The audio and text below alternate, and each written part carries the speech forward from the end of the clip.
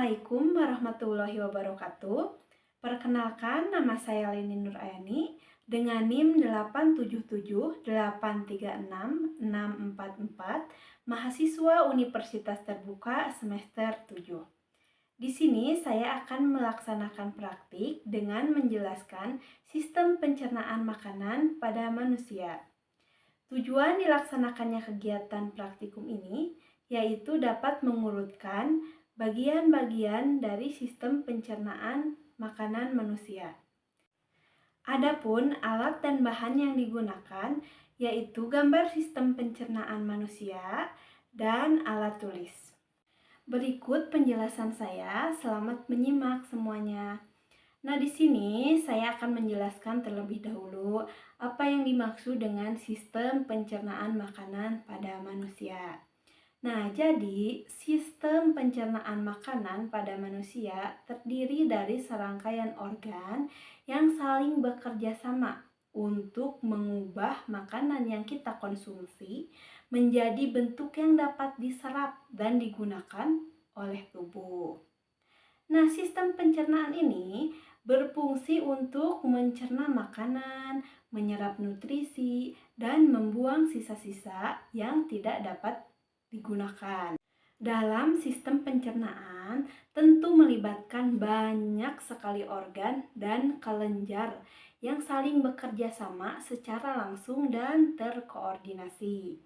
Nah, kita dapat melihat gambar berikutnya. Organ pencernaan makanan di sini dimulai dari mulut ya. Setelah mulut menuju ke kerongkongan atau masuk ke kerongkongan, kemudian masuk juga ke lambung ya. Masuk juga ke lambung. Setelah masuk ke lambung, masuk atau menuju ke usus halus, kemudian ke usus besar dan berakhir di anus. Nah, saya akan menjelaskan prosesnya. Nah, jadi pertama ya, makanan akan masuk ke dalam mulut. Akan masuk ke dalam mulut. Dan di dalam mulut terjadi proses pencernaan secara mekanik maupun kimiawi ya. Nah, di dalam mulut ini terdapat bagian-bagian penting. Yang pertama itu ada gigi dan ada lidah. Betul. Gigi berfungsi untuk memotong bagian makanan menjadi potongan-potongan yang lebih kecil. Lalu akan bercampur dengan air liur yang dihasilkan oleh lidah sebelum akhirnya masuk ke kerongkongan. Nah, jadi setelah makanan masuk ke rongga mulut, makanan akan terdorong menuju kerongkongan. Nah, kerongkongan ini memiliki fungsi utama yaitu membawa makanan dari rongga mulut menuju ke dalam lambung.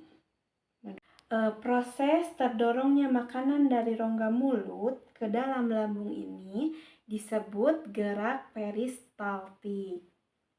Setelah makanan terdorong menuju ke dalam lambung, lambung akan mengeluarkan asam lambung dan enzim yang mencerna makanan menjadi cairan pekat atau berbentuk pasta.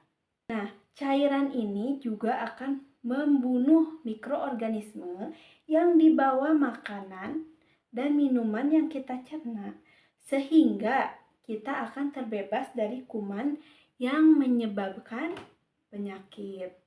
Setelah di dalam lambung, makanan ini akan terdorong menuju usus halus. Ya, makanan ini akan terdorong menuju usus halus. Nah, di dalam usus halus terjadi proses penyerapan makanan yang lebih lanjut, di mana dibantu oleh enzim yang dihasilkan oleh pankreas. Usus halus ini memiliki dinding yang disebut pili dan juga mikropili. Nah, Pili dan mikropili ini membantu penyerapan nutrisi dan juga sari-sari makanan yang lebih cepat dan juga lebih banyak. Seperti itu. Setelah itu, makanan akan menuju ke dalam usus besar.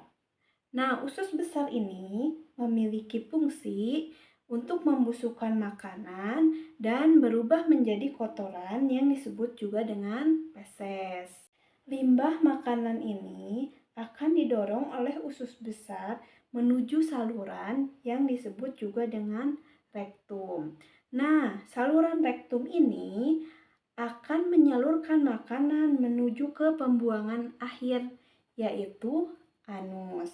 Jadi, setelah makanan sampai di dalam anus, yaitu pembuangan terakhir, otot anus akan menahan dan menjaga kotoran agar tidak keluar sebelum waktunya. Demikian penjelasan saya mengenai sistem pencernaan makanan manusia. Kesimpulannya, jadi sistem pencernaan manusia itu dimulai dari mulut, kemudian menuju ke kerongkongan, menuju juga ke dalam lambung, setelah di dalam lambung, menuju ke dalam usus halus, setelah ke usus halus, yaitu ke usus besar, setelah ke usus besar, yaitu menuju anus. Sekian yang dapat saya sampaikan, kurang lebihnya mohon maaf. Wassalamualaikum warahmatullahi wabarakatuh.